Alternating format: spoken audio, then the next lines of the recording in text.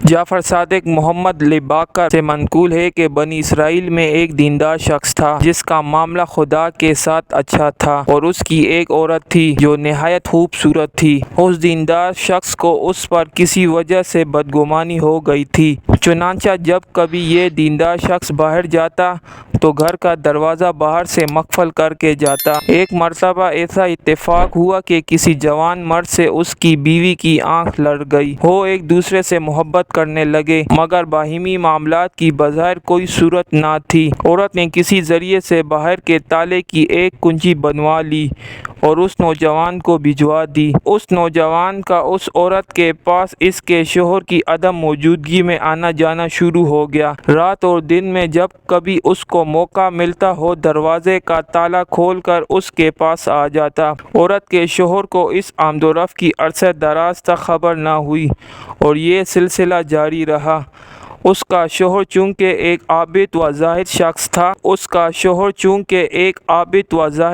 تھا تو اس کو خود بخود یہ احساس ہوا کہ اس کی عورت اس سے کچھ کنارہ کشی اختیار کرنے لگی ہے۔ چنانچہ اس نے اس خدشے سے عورت کو مطلع کر دیا اور کہا کہ مجھے اسی وقت اطمینان ہو سکتا ہے جب کہ تو اپنی عفت و عصمت پر حلف اٹھا لے گی۔ عورت اس پر راضی ہو گئی اور کہنے لگی جب آپ کا جی چاہے مجھ سے حلف لے لیجئے۔ جس شہر کا یہ واقعہ ہے وہاں ایک پہاڑ تھا اور اس کے قریب ایک نہر بہتی تھی۔ وہاں جا کر بنی اسرائیل قسم اور حلف اٹھایا کرتے تھے، اور جو شخص وہاں پر جھوٹی قسم یا حلف اٹھاتا فوراً ہلاک ہو جاتا۔ میاں بیوی کے درمیان حلف کی بات چیت کے بعد اس کا آشنا اس کے پاس آیا تو اس نے اس سے اپنے شوہر کی بدگمانی اور پہاڑ پر چل کر قسم کھانے کا قصہ سنایا۔ یہ سن کر وہ نوجوان پریشان ہو گیا کہ اب کیا کیا جائے۔ عورت نے اس کو تسلی دی اور کہا کہ گھبرانے کی کوئی بات نہیں، میں ایسی ترکیب کروں گی کہ سانپ بھی مر جائے اور لاٹھی بھی نہ ٹوٹے۔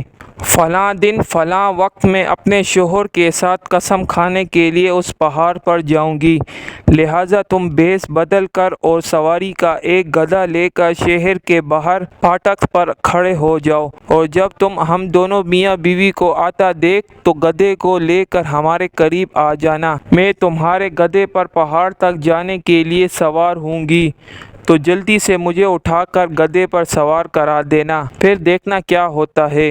چنانچہ جب حلف اٹھانے کا دن آیا تو اس دیندار شوہر نے اپنی بیوی سے کہا کہ چلو اس پہاڑ پر چلے تاکہ تم وعدے کے مطابق حلف اٹھا کر مجھے مطمئن کر سکو۔ یہ سن کر وہ جلدی سے کپڑے بدلے بغیر چلنے کے لیے تیار ہو گئی اور کہنے لگی میں پیدل پہاڑ پر نہیں جا سکتی۔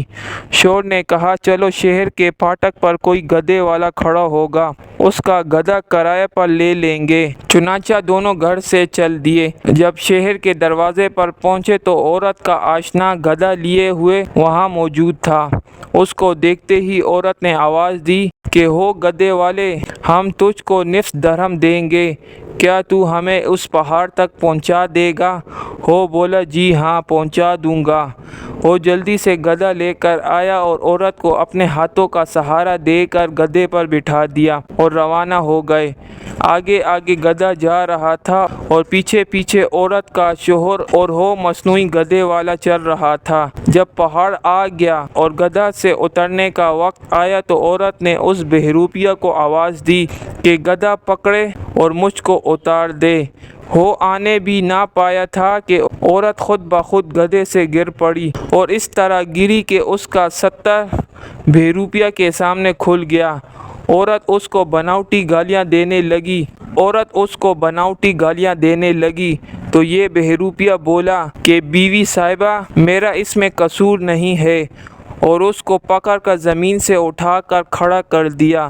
اس کے بعد وہ پہاڑ پر چڑھے اور جب اس جگہ پر پہنچے جہاں قسم کھائی جاتی تھی تو عورت نے اپنے ہاتھ سے پہاڑ کو پکڑ لیا اور شوہر کی جانب مخاطب ہو کر قسم کھا کر کہنے لگی کہ جب سے تمہارا اور میرا ساتھ ہوا ہے تب سے آج تک مجھے سوائے آپ کے اور اس گدھے والے کے کسی نے ہاتھ نہیں لگایا اور نہ دیکھا ہے، چونکہ یہ قسم ظاہر میں سچی تھی کہ سوائے اس کے شوہر اور اس بہروپیہ کے کسی تیسرے شخص نے نہ اس کو چھوا تھا، اس لیے وہ پہاڑ زور زور سے ہلنے لگا اور زمین میں دھنس گیا اور بنی اسرائیل اس کو بھول گئے۔